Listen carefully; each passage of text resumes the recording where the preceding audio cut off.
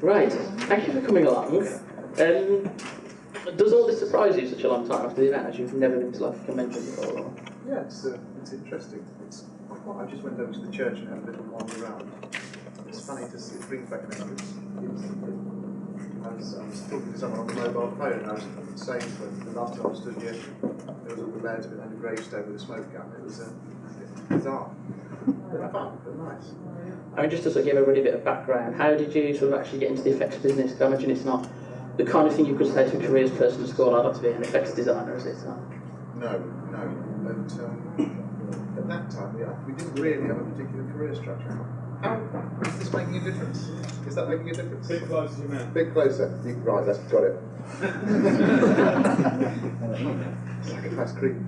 Yeah, at the time I joined, there was no particular career structure. It was just a collection of guys who sort of had an aptitude. I didn't know that. My dad had died. I'd stopped going to school really because I was doing painting and stuff in my spare time, and I'd ended up doing some demonstration work in Paris and Brussels, and we had a little sort of sideline business at the Model Engineering Exhibition, and a character there called Brian Trigidden, I think it was, saw some of my stuff. And at the time, we were doing, this is over 20 years ago now, we were doing Blake 7, Doctor Who, there was a lot of model type stuff, and I was doing models, artwork. I was doing also painting for Winsor & Newton, who make a range of oil colours. This character saw my work and said, oh, we have an opening in the visual effects department. So I was absolutely dead lucky, it was a formative time, and they wrote to me, and I've still got the letter. I thought I'd hang on to it. That was it. It was just, funnily enough, I've only ever done, I think 2 models since I joined. Helped on some of the, personally, because I sort of helped on a couple of the spaceships, did a windmill model for God knows what, and I'm afraid I was sort of straight into the designing. My first show, I did exploding Christmas pudding for Jack and Ori as my first design. How was that? What sort of programs were you working on then? Well, at the start, when I first joined, we were doing. There was Blake 7 was in full flow. There was Doctor Who. I think we did the first version of Pride. One of the versions of Pride. I worked on Pride and Prejudice recently, but I also worked. At the time, we were doing a previous version. It's funny going full circle, then doing it again.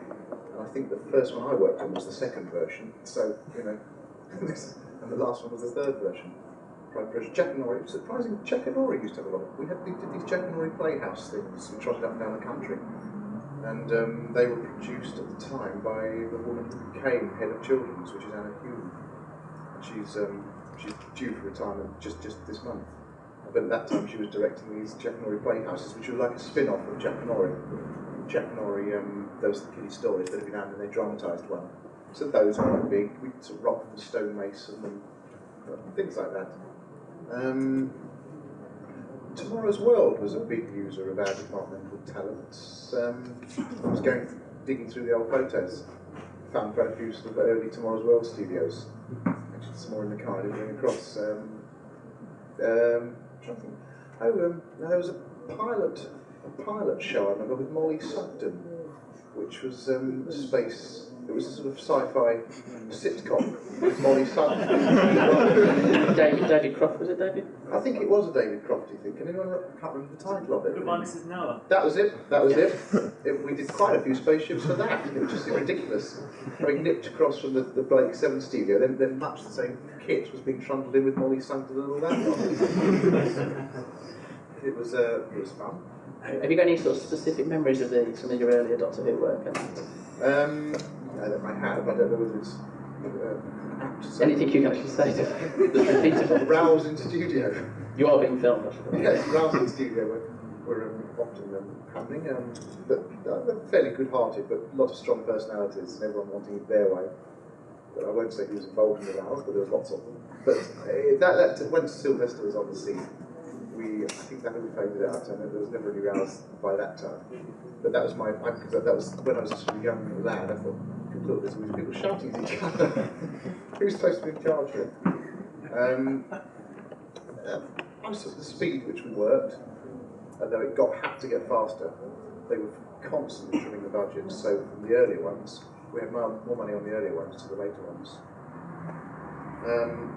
Actually, I think which was my first. I can't. I was looking through the photos in the trade over there. The trade room, and there's so many ringback memories. I was thinking, oh, I was there when that was taken, I was there when that was done. Oh, yeah, I saw those sort of tumbleweeds kicking around the workshop for years. And the Matt's famous blue monster that never made it to the screen. I thought I saw a photo of it, but then I didn't. It was something else. The creature from the pit, isn't it? That's right, yes. Yes, that was. What did that look like? Would people? What did you? Pretty awful, I think, as a general opinion. What phrases has been used to describe it? It could be described worse than that, but again, it's a family audience. Yes, absolutely. So, yeah, but no, loads of them over the years. I mean, probably talking to you a lot will bring back. I was just thinking, you've got a few things you're trying to identify, haven't you? Yes, I have. I don't know if anyone can help with these, please. There's no prizes for this. No, but I didn't know what they were. I did actually. I was looking specifically for Fenric things, and I think that there's this, which was a flask, which we actually. I'll put this down and shout. Does anyone? There was a flask that was various forms of this thing. This on the yellow form. We get these yellow forms, and I don't know if you've spoken to any of our designer type characters. In the old days, we used to have a thing called the yellow form. And when a show came in, you'd get this form, which would list the effects. And on here it says a glowing flask, so 22, 23, 28, 40 and 43. And this was the glowing flask. It also says flask to break, and so there are different versions. This is the glowing one. Electric terminals, quartz bulb in there. Probably not been changed since the time I haven't got a battery, but we can try that later maybe. And so everything would come in on these yellow forms. Actually, let's solve that. Let's do the mystery first. Can anyone remember which episodes these came from? Anyone recognise that? I can't. Any of us? I didn't know what they're from, so. There's a chance it might have been from the Cyberman one. Cyberman with. Is it the cyber gun probe? It's not a cyber gun, but it was some sort of probe. I can't remember now. I was looking through tapes. And Do you know which doctor? It was Cyberman Sandpit. We filmed it. Colin Baker. Colin Baker, yeah, I think it was Colin Baker. There was this. Keep thinking, because I'd be very interested to know. It's definitely Doctor Who. And there was this one as well. I have several versions of this. One retractable, one that lit. Sonic Alarm. That's Sonic Sonic Alarm. Alarm. Now, which was that? Which one? Sorry, I mean, Colin Baker. And that's the only Colin Baker Simon story, that's probably that one as well, man. Yeah. Although I have a feeling this was earlier. I think it was me that first because I did the Blake set. Can everyone hear if I don't use the microphone? It's difficult to juggle props and hold the microphone. But if you can't hear, shout out. But yeah, I was on Blake's set. It was the silver overspray. Something I pioneered, which turned out, everything, and then it ended up with silver sort of overspray. We sort of spraying on Blake 7, which was even faster and more furious than this. We were sort of spraying up clothes things in a hurry and overspraying the silver, the props. And provided you got a black base coat and some silver on highlights, it began to look reasonably acceptable. Although I must say, when you used to hand these things over to the floor managers, and it would be pouring with rain on some location, and they'd come over and say, "Have you got the Logic widget?" And you'd say, yes, and you'd sort of wind the window down a little bit and stick it out and close it up quickly before they had a chance to ask any questions. That was the sort of stuff we were knocking up on location. It was nice. As I say, budgets got cut and frayed, and we had less and less time to make stuff.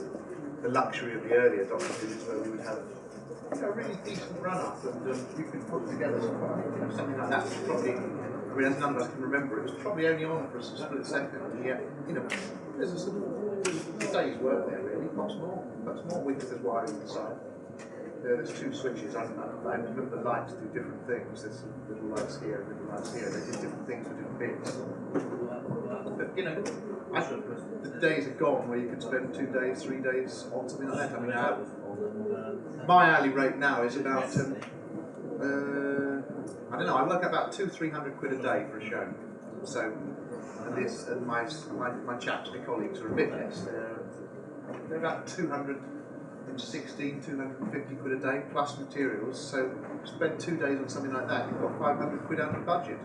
And on Curse of Fenric, I think the initial budget was about 6,000.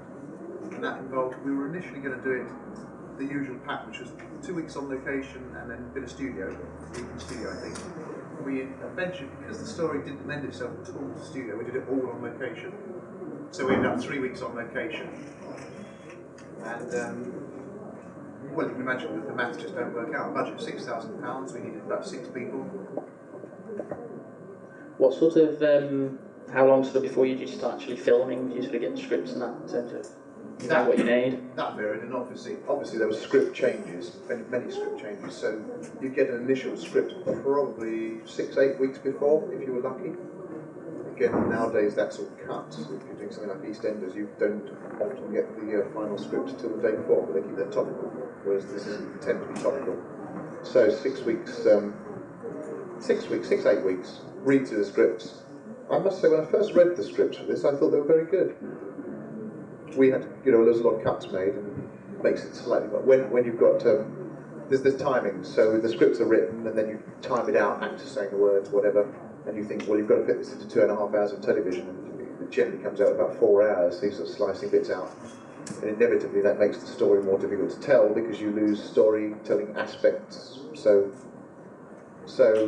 you lose sometimes the cuts. It's ever so difficult to know what to cut, so you don't lose an important part of the story. But 6-8 weeks. Right, what would you say was some of the biggest things you had to deal with on the Curse of Fenric? Was it the Hemovore costumes, were they the my effects, or were they costumes? Well, that was, it was up for grabs at the start. You've probably seen I showed Paul some photos. We did an early version, Hemovore, which we in the effects department did. There'll be a chance to, I think, at the end of the panel, let you come down and have a look at some of this. Again, budgetary-wise, we decided that the costume would eventually do them, and they came up with the costumes which you saw. Oh, yeah, you probably remember. Somewhere in here, I've got one of me wearing one. There's quite some quite funny photos here, which you get a chance to look at. But that was the Hemovore costume that made it. You probably can't see it at the back, but you know it anyway from the tape. And costume did that in the end. What other things? I mean, did the weather affect you that much in terms of problems? I know rain is an effect technically, isn't it? Was that planned in the script, or did you have to fit in with the elements as it were? We brought some rain kit anyway, and then of course we had rain. We had every weather imaginable on this particular Doctor Who. I think it stood out alone for the fact that we had snow. We had days like this. We had, in fact, the churchyard was like this on occasions. This is very similar, reminiscent of what we had. But then the next day we had snow in the army camps down the road. And then we had rain, and so. Continuity-wise, we were running around with this rain kit trying to match things. In terms of the main one, I think one of the tricky sequences was the famous one which got lost. I don't know if you know. There was the chessboard struck by lightning, catching fire, setting fire to the whole room, the lab, etc. That was a difficult, quite worrying sequence because it's the usual thing. You've got explosives and artistes very close. We blew up one of the army huts. Sylvester, bless him, come tearing out of an army hut, and then the whole thing's blown up. Those things are always worries because obviously, even though in theory, when you press the button, they're miles away or they're at a safe distance. Obviously, the thing started with them in amongst all the preset explosives. So there's always a worrying, anxious few minutes whilst they're standing there and you're waiting to turn over, whilst everyone's sort of milling around with piles of petrol and high explosives, whatever. We blew all the windows out, big fireball out the door, rubble, debris to follow them. It was quite a good sequence.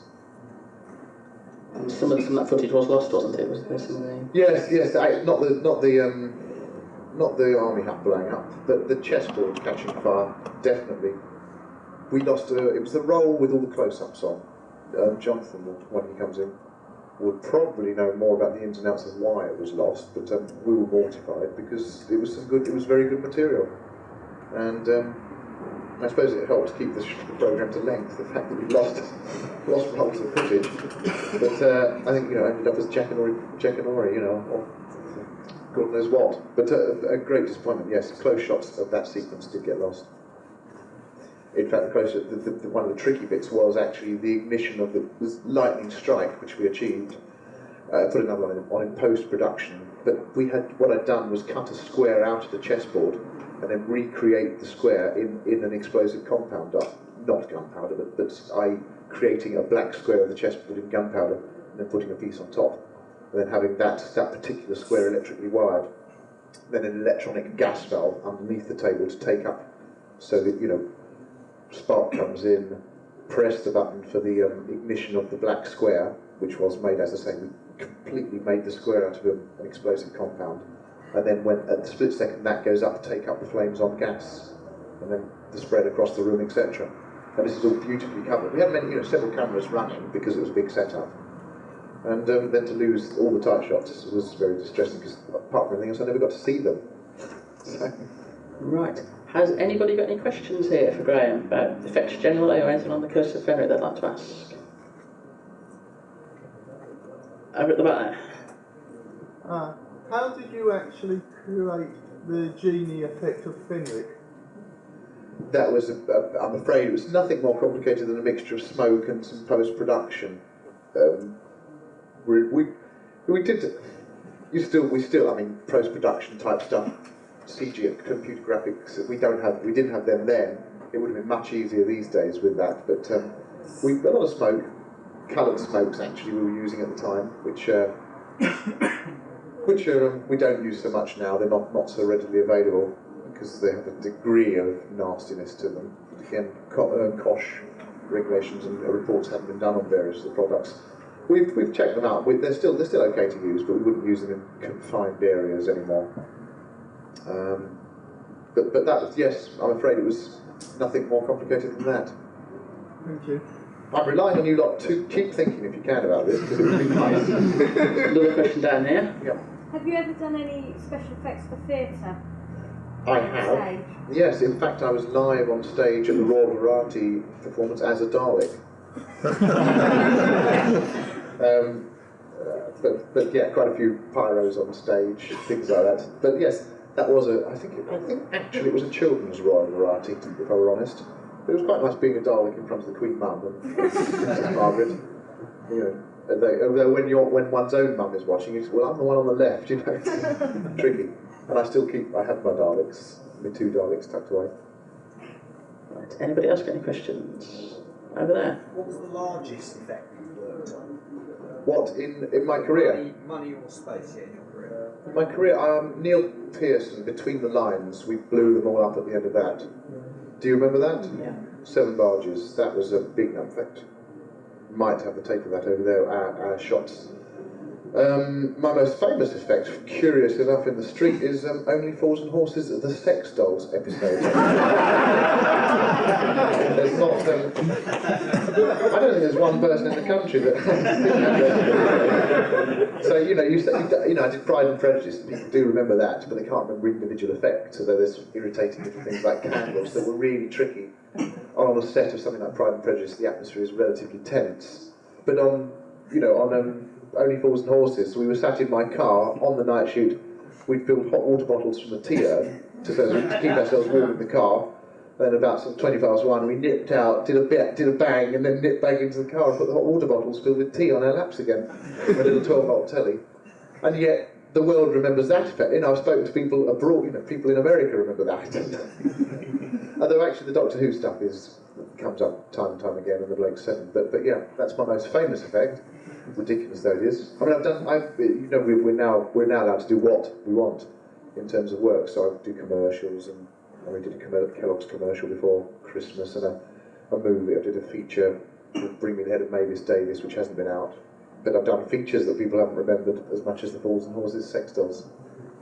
And we had a lot of sex dolls to get rid of. They were cleaned up sex dolls instead. I had them specially made because obviously it was a programme that went out before the 9 o'clock watershed, which we even had, then, I mean that's 7, 8 years ago, those sex dolls, I think, maybe more.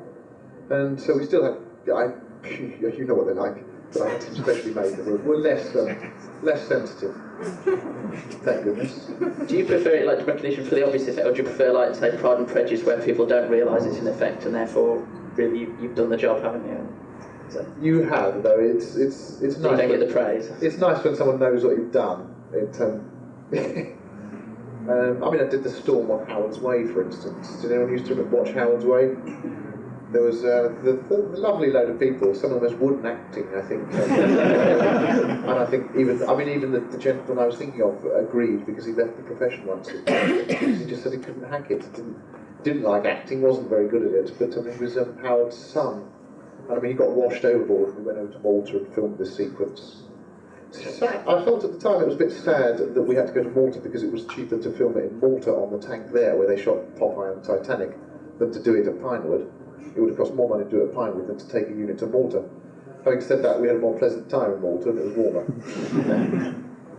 Right. Any more questions? On there? What effect have you had most trouble with setting up? Not so much setting up. I did. There was a thing called Hideaway, which had some famous people in it, whose names escape me. Anyone remember a thing called Hideaway? It was about a villain he'd upset the mob by nicking their money, and had consequently disappeared up to the Lake District. And he'd hidden himself away. That's why it was called Hideaway. And they eventually found out where he was and blackmailed him to doing other things. But in the early sequences, whilst he was hidden away, he thinks the villains have come to find him, but in fact it's the gamekeeper shooting a fox. And I was supposed to create a shotgun blast on the side of the shed. It was fairly... But what I didn't know, they wouldn't pay for a recce, and I was on the other side of the Pennines filming Little and Large Summer Special. So we'd finished at night, then we'd gone to sleep in Southport, nipped across country to Edale to film this exploding shed. What I didn't know is that the shed wasn't one that had been there. It was the dummy shed bought from a garden centre. You know, the display model. You can have shed A or shed B. They bought shed A as it stood because it was the sample model. It hadn't really been put together properly. So instead of 4 nails per plank, there was 1. And they'd then set this thing up on location. And they cheated it from here to here. No, it doesn't look good there. Then moved, so you can imagine 4 guys on the corner. By the time I got to it, the thing was sort of barely standing. And then we'd rigged some, we could in there, and taken what nails we could find away, and put the charges on. And you had this, Ken Hutchinson was his name, Ken Hutchison. And he'd said to me at the start of the sequence, I said, well, now be loud, so you'll need earplugs. He said, I've done Sam Peckinpah movies, I won't need earplugs. That is a quote. I said, oh, are you sure? Because it will be loud. And then he insisted he didn't. I mean, he was fine, but it was loud. But what happened was that we pressed so the gamekeeper came around the corner and mimed, so you cut to the gamekeeper with shotgun, cut to him creeping along the side of the shed. But then there's this blast on the side of the shed, just to the side of Ken Hutchinson. But it looked like a ballistic missile had hit it, because it went flat, and the shed just collapsed. So it's sort of a nice, neat hole appearing. It went across. Plus, he clasped his hands to the ears because of the noise, which we warned him about. And so it looked like this ballistic missile that hit the shed as opposed to sort of a few shotgun pellets. And I think that was one of my most embarrassing moments. Although, we had a few on this. There's the time that now what was the grenade that Sophie had? This sort of the one with the clock. Nitro. That's right, with the clock mechanism in the top. And this thing, for some reason, had got mixed up with the super glue, and then it had fallen. She'd been holding it, and the top had fell off into the peat, which we'd had on the floor for the explosion to make the explosion safe. We put a soft peat down. So then the mechanism had clogged up. So we were trying to repair this thing, and one of the lads sort of got his hands covered in super glue, which was on this, and put his hand into the pyro box to get the pyro out to reset the pyros, which had gone wrong. And he came out with all these pyros, explosive stuff to his hand. And in the end, I remember coming out of the cellar and saying, well, this is a bit of a 3 out of 10 day, isn't it? But I don't know if J&T knows some of the traumas that have gone through there. But yeah, not without its problems. And the weather was funny, trying to recreate explosions that you'd done yesterday in sunlight in the snow the next day. I suppose working in the cellars underground helped it on that. No, you have to bear in mind, as soon as you start confining explosion, it becomes a much, much more dangerous problem. I mean, in here you could do a certain explosion, which is what happened with this shed, because in a contained, though I'd opened the windows to allow blast out, blast had knocked all these planks off. I mean, if you did something in here, you'd be all right because there's holes, it's a soft structure. But as soon as if you turn this into corrugated sheeting, for instance, and close the doors, you would then put some small charge in the middle, you risk popping the roof panels out. As soon as you contain it, it becomes highly dangerous. So the cellars, again, I found some recce photos. There's of the legendary Mike Tucker, who was obviously one of the main men on this, one of the main chaps, standing with my video camera, taking some recce shots in the cellar. And you'd need to come look at these, but that was the cellar where they were trying to burrow through the walls, and we were trying to blow a hole in the wall to escape. So it's a tiny little room, and so we made the charges smaller than we should have done, I feel.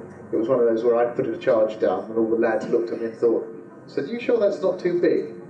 And I tend to err on the cautious side, and I was thinking, oh, well, if they think it's big, perhaps I will reduce it. And it was fine, but that was one of the lesser effects I was happy with, where they break their way out of the cellar. Could have done with them being bigger. Any more questions at all? Yeah, you had one, didn't you? Did you work on any other Sylvester McCoy stories? Or? I was there. My wife is also in the industry, so she AFMs, and then she was production managing, and she did some, so I helped out on ones that she was involved with, just to sort of see penny. But I can't remember what they were, because I don't have the files for those. And we were talking about, I was trying to remember which was my earlier one, I was talking about before, but my earliest. But I was around when we did the Five Doctors, because I was very fond of Patrick Trout. He was a nice fellow, and I'd worked with him on other things. Didn't do any of what we worked out. I probably didn't do his Doctor Who's, because I'm not that old. But I was around the Five Doctors. That was that everyone in the department backed in on that one. It was John Brace, I think, at the helm initially, but it was a John Brace one, but we all got stuck into it. Right, any more? We're just going to wrap it up for a bit. That's the last one there for that. Have you ever actually done any damage to yourself? My ears. I'm deaf, which is, I can never judge with these things. I don't know how loud I'm talking, things like that. When I started, we weren't really aware of health and safety. I mean, people were, but wearing ear defenders. I did some presenting on Tomorrow's World. In the early days, I was kind of, this is Graham the Oppo. I was the guy who'd wander on with the brown coat and put something down. So I was setting fire to the dragster track at Santa Pod. They used to put the spirit-based product down and actually set fire to it to warm the tyres up of dragsters so as they get some grip to start. And I was on Vision doing this, lit them, and then the dragsters took off, and my ears really, really suffered. And I did a show called so ears over the years. I mean, it was only about 10 years ago we started really knowing that. Well, people did know, but you thought it was sort of macho not to wear ear defenders. Well, no one really thought about it, to be honest. Then there was the period where people said, well, you should wear ear defenders, but it looked a bit wimpy.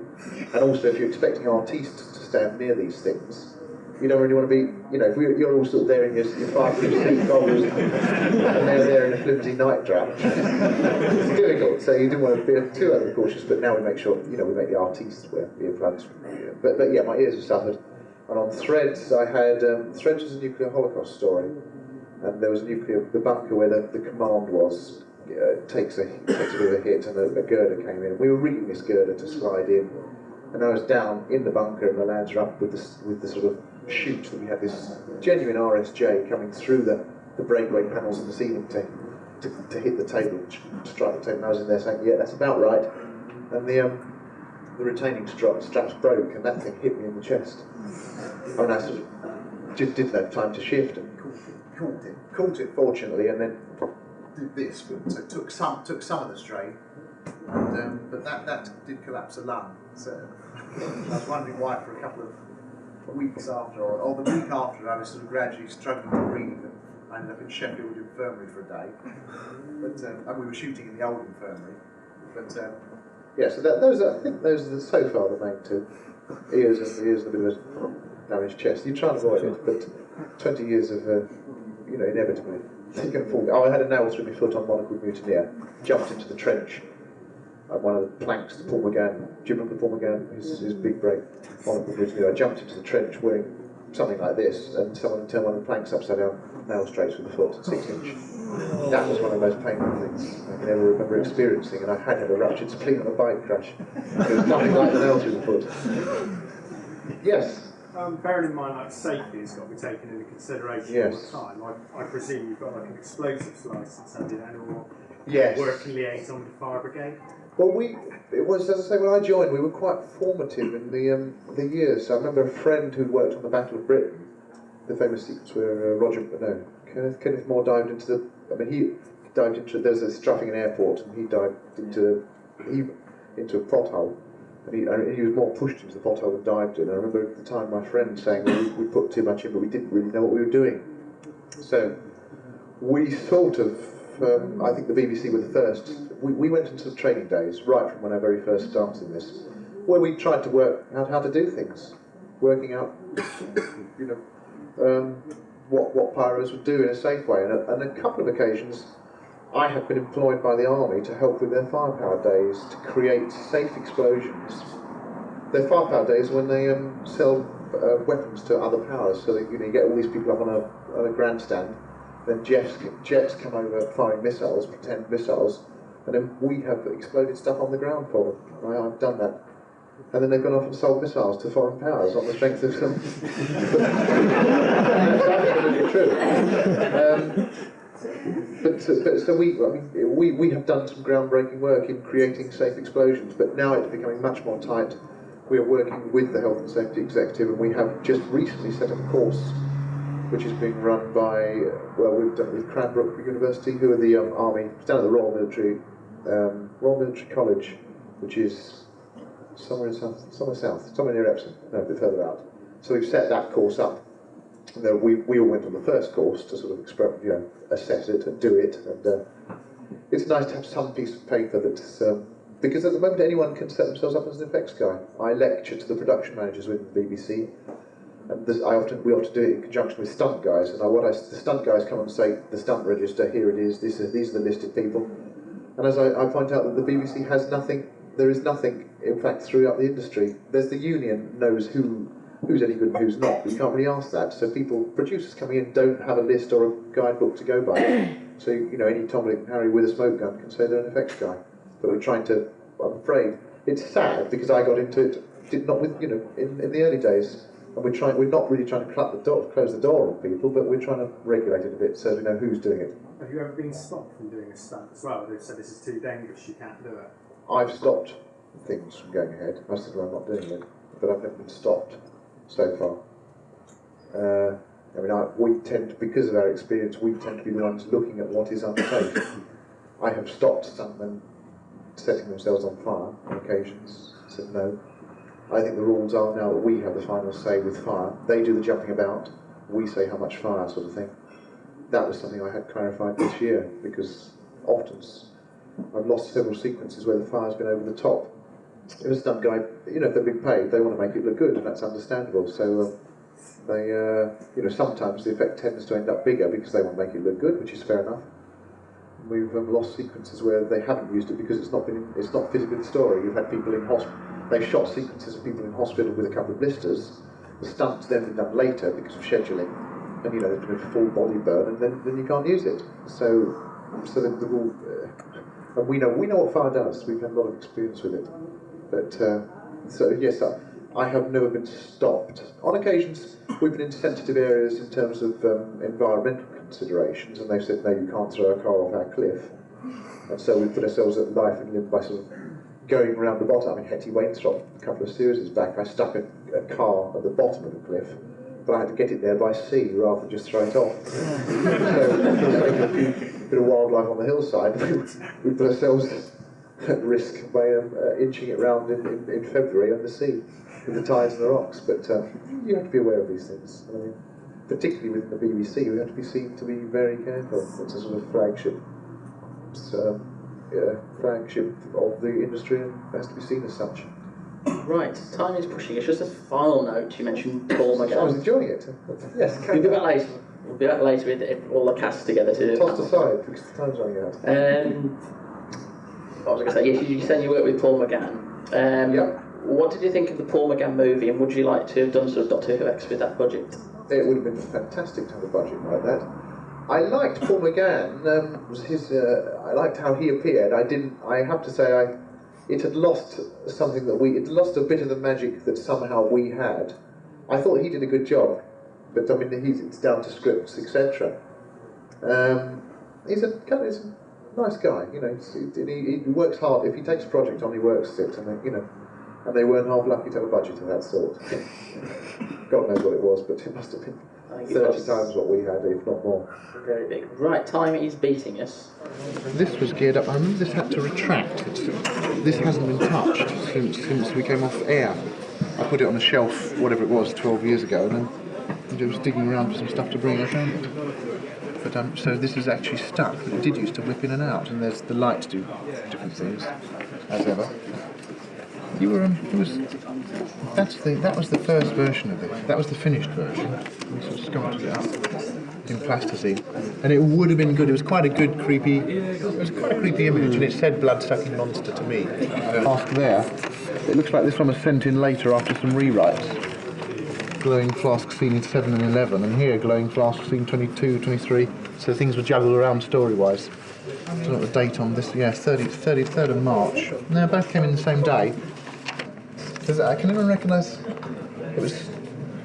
it was crucial to the story, but I'm afraid it was inevitably in a wetsuit you take your belt off and you go up, but with a dry suit the weight of the water takes you down. Your suit did rip on the bottom of the boat, and I remember hanging onto the boat like this, and then putting my foot up so that John could use my body as a sort of step to crawl into the boat, because of the weight of the water in this dry suit. It becomes impossible to get yourself out of the water. It was quite a hairy moment. Tipping, bless him, was the stunt man, and he's dead, as we know. And John, he never got on after that because John reckoned that Tip nicked his weight belt, taken it off, put it on the boat, and never saw it again.